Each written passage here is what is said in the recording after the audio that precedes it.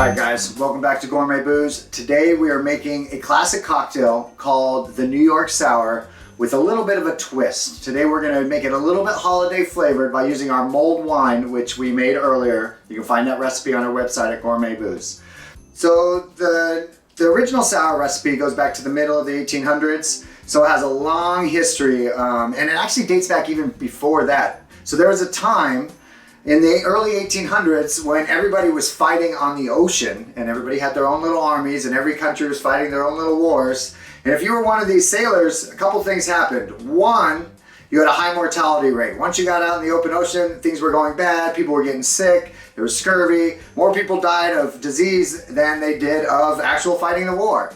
So one thing that helped them get that courage to go into battle and keep pushing on was they all got a lot of booze. So they got a healthy ration of rum back in those days. And the original sour kind of came about from that. Everything was going so bad that they ended up having to add a little bit of sugar, a little bit of citrus, and a little bit of rum to their water so their water was drinkable and that they didn't get scurvy with the citrus. So the original actual sour kind of dates back to those days. Those guys had no idea back in that time. So today we're going to make a version called the New York Sour.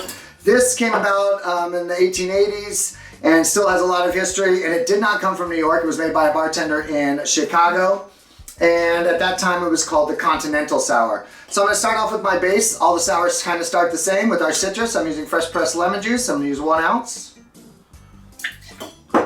And I'm going to balance that acidity of the lemon juice with some simple syrup. I want this cocktail to be 2 colors, so that's why you'll see why I'm doing it this way.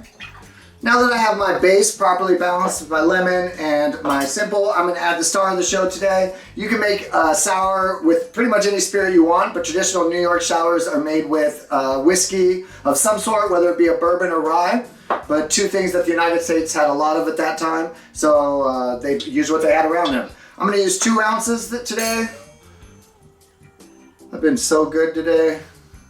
Give myself the full 2. So Woodford's a perfect pairing for this New York Sour that I'm making. Now I want to give it a really nice shake, but before I do that, I'm going to add a little egg white. So I'm not sure if you guys have had egg white in cocktails, but it is wonderful for 2 reasons. It adds a really nice texture and mouthfeel, and it'll make your cocktail really beautiful.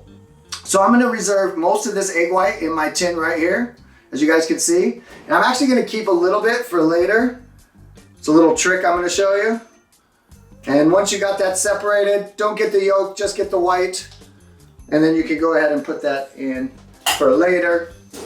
Now that I have that, I want to give this a vigorous shake. I want to emulsify the egg. I want to get it really nice and frothy. And so I'm going to add a lot of ice to my tin here. And shake it extremely aggressively.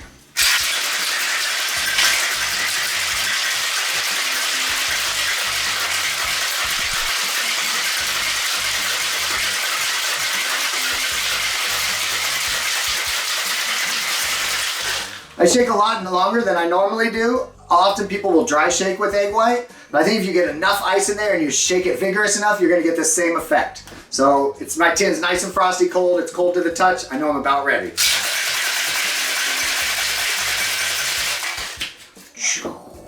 Beautiful. I can see the froth already. Smell the citrus. Delightful little cocktail. Now today I'm going to put my New York Sour over 1 ice cube. I chose this for a couple reasons. One, I've already diluted my cocktail, but I also still want to keep it cold. So this will help slow the dilution, and it's going to make a really pretty frame for my top. So for now, I'm just going to pour my base for my New York Sour. Look how pretty. You can already see the froth. Now, for the second step. So traditionally, the New York Sour was actually topped with a claret wine, which is a dry red wine. You can use any wine you want, but since it's the holidays and we just made mulled wine here at Gourmet Booze, we're going to incorporate it. So I have my ice and my egg. I'm going to use my same ice, and I'm going to add just about a ½ ounce here of my mulled wine. Normally you would take the back of the spoon and just layer it right on top, but today we're going to spice it up.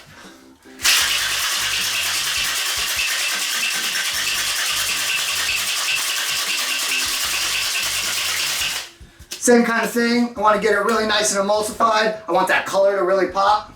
So I'm going to get my strainer out here. and top this over the back of a bar spoon here. And just pour it nicely. And you'll see it'll just start to layer right on top here.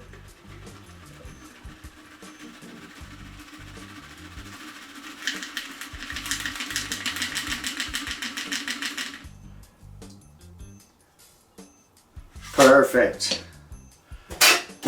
So now we have this delightful holiday riff on a New York Sour. We're going to garnish it simply with a little bit of lemon zest. Make it smell nice and bright and citrusy. Put that right on the side here. And if we want to top it off, we're going to top it with a little filthy cherry.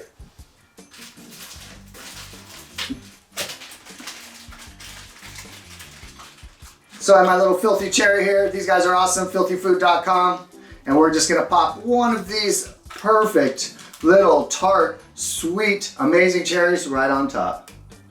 Here is our Gourmet Booze version of the holiday New York Sour. Please subscribe to our YouTube channel, like it if you like it, and follow us from here on out, Gourmet Booze.